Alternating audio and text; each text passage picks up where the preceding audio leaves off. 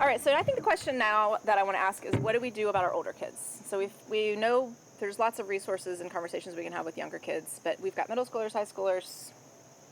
What do we do? So I think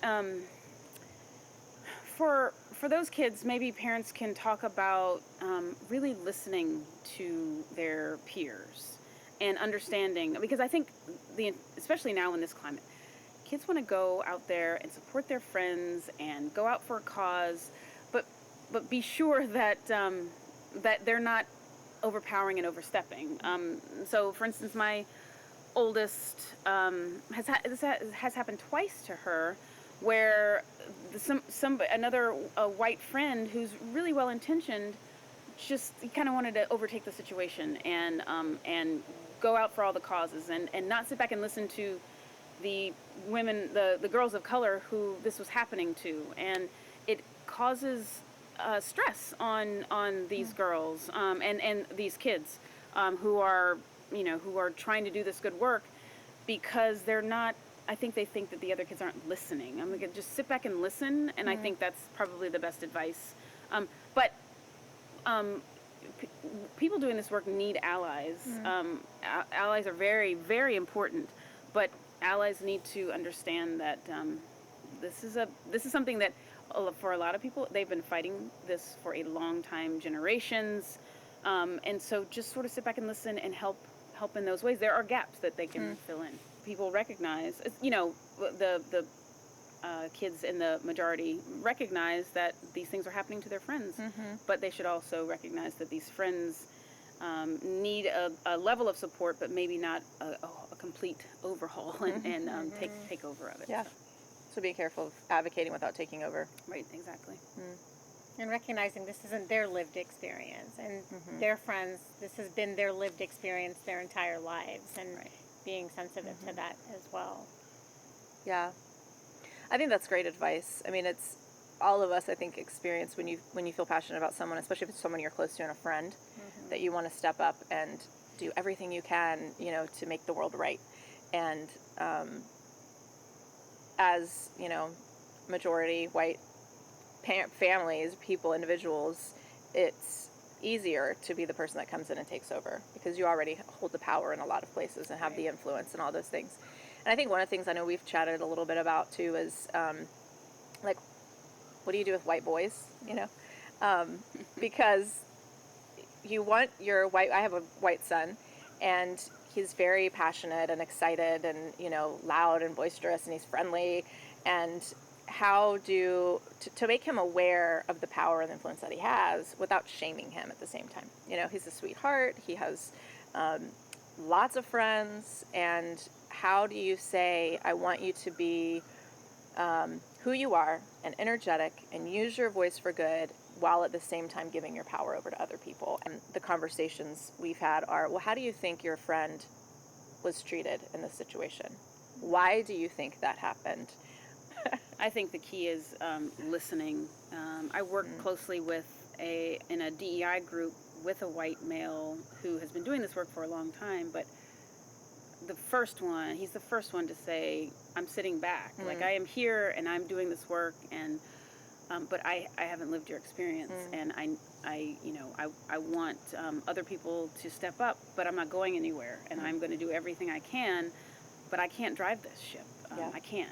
And so recognizing that too, because he could have certainly come in there and said, I've read all the books, I know more than everybody, and he probably does, but he also recognizes that this is not my space. So I'm going to do everything I can, because I believe that this is what we need for all of our kids, but I'm going to take a step back. So listening is key. And what I think is so important about that is he's in a leadership role in this organization.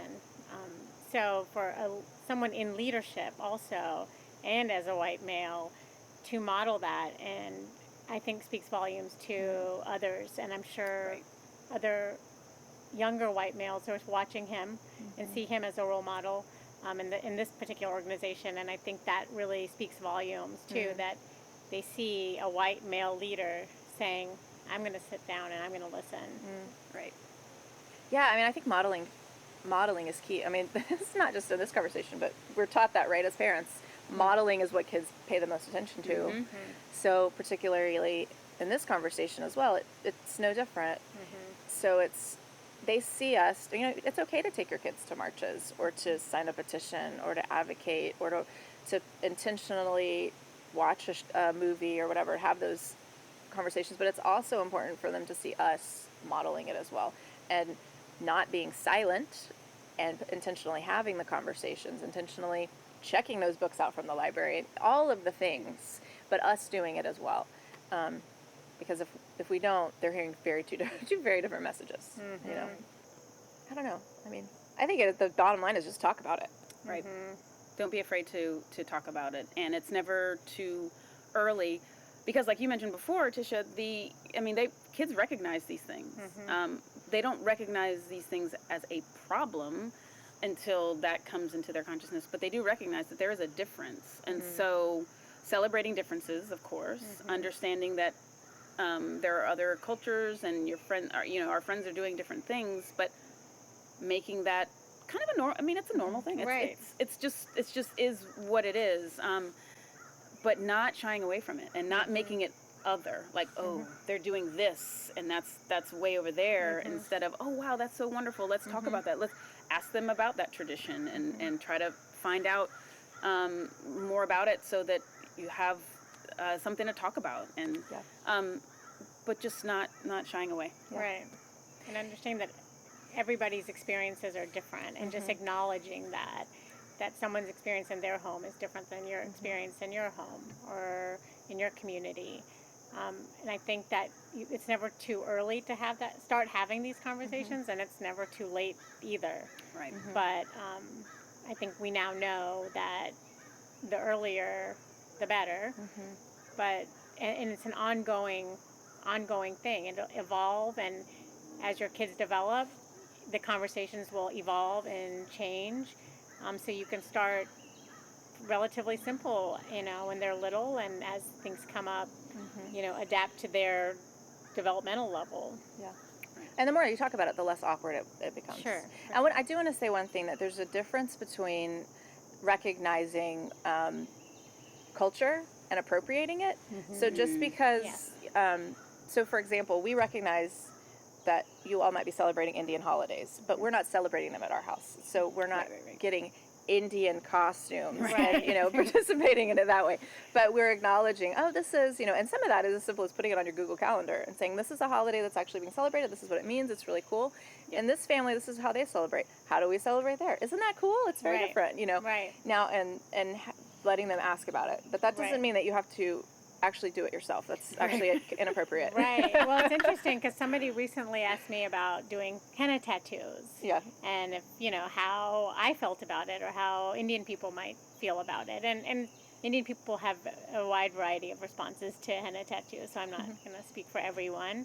But I think in general, in our culture, we're glad to see people enjoying aspects of our culture. But also, it's important to, if you're going to do henna or mehndi on your child or at a festival or wherever, learning about that custom and why it's done in India and what the significance is. And it's not just a cool design, and kind of at least delving into that information. And also recognizing that it's not like a makeup or a decorative thing. It's meaningful to people. And I think that I think people enjoy sharing their culture, and I think people want people to do that, but you have to kind of find a respectful way to balance the education piece of it, so it doesn't become a costume or a novelty or a trend. And also supporting those cultures. When there were attacks on Asians during or Indians after 9/11, for example. Well, sure, you do yoga and you wear henna, but are you supporting those people when they need your support? Yeah. Right. So if you're going to embrace these cultures, then we need to embrace them and really support those people as well. There are countless examples of this with the Black community. One that comes to mind is braiding, hair braiding, which it came in fashion, and then Black women have their hair braided for as a protective style, and so it's not. And I don't know. I mean, a lot of white girls would then go get their hair braided, and I think that's fine. It's a hairstyle, but it I don't know that it actually has become not okay. Yeah, yeah. So, but I think it's because it's not like they understood why it was happening, or it was just like, oh, this is the nice and trendy thing to do. Same with henna tattoos, and so just understanding and not appropriate, just not appropriating. Right. Yeah. I think it's safer not to appropriate, but find out what is appropriation and what is not appropriation. What is, is it okay to dress up as a Native American, or is it not okay? Right. And educating yourself on those things before you do them. Well, and just ask. Yeah, just ask. If you have an inkling of doubt, just ask. 'Cause that's better than just moving ahead. Yes. Yeah. That'll always come back to bite you. Anything else you ladies want to? I was thinking too, just as because we are coming up on Thanksgiving, for example, and I think that for us as a family, it's always been important to make sure we are teaching our kids. This is another kind of conversation you can have. It's an opportunity to have a conversation about what is the history of this tradition, what is the history of this holiday, and how did it impact all the people involved.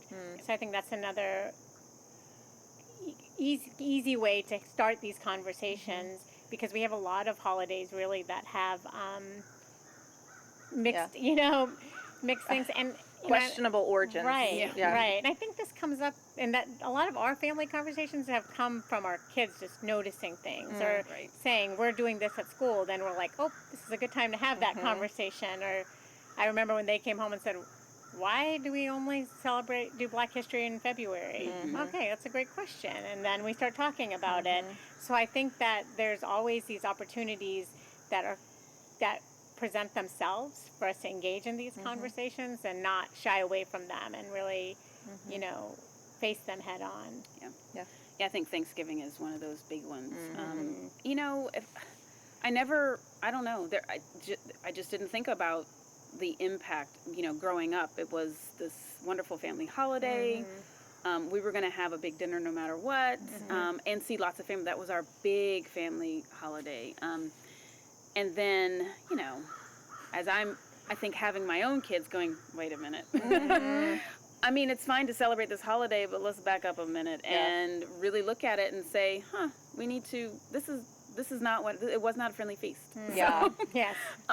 Let's talk about what happened and how we got here, and then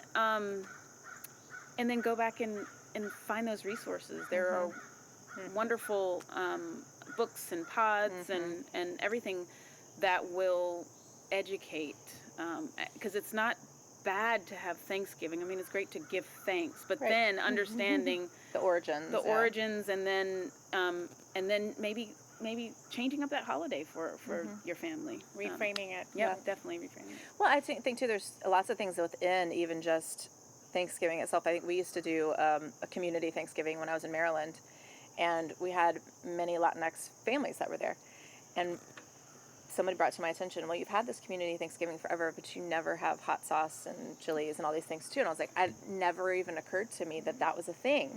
Like, we're in Maryland, why is that a thing? So I had to rethink, well, just because my table looks like this doesn't mean that everybody's table looks like this. Well, why? What does that mean? And that's a good conversation too. And I think dinner, at least for our family, is an incredible time to talk about that stuff, because you have everybody contained in a good way, hopefully enjoying what they're eating. And sometimes we'll just, we have a jar full of questions that we'll pull out sometimes, or you can pull a book. If you have my aunt and uncle, we don't do this necessarily, but they used to pull out a book every time and read something. It was a short story, or it was a longer story, and it was a chapter, and then they would chat about it. And that was just the time that they would do it a couple times a week. And I remember that fondly. Absolutely. Time to bring up those conversations. Our best conversations, for some reason, always happen in the car. I don't know if you guys That's another good spot. I don't know if it's because everyone is just You're not looking at each other. You can't go anywhere. There's no eye contact. I don't know what it is, but we have so many big conversations in the car. Yeah.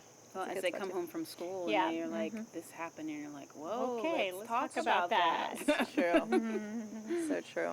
Okay. Well, thanks, ladies. I think am I okay saying like if it's always okay to come ask. So feel free if you have questions about anything to ask us. Contact Yes. kids ministry, and we'll keep having some of these conversations. And we're happy to do it again. Yeah. Yep. If we need to. Does that sound Absolutely. good? Yeah, sounds Any good. last comments? Go out there and do good work. Yeah. Listen. And listen. Listen and do it. Yeah. Don't be afraid.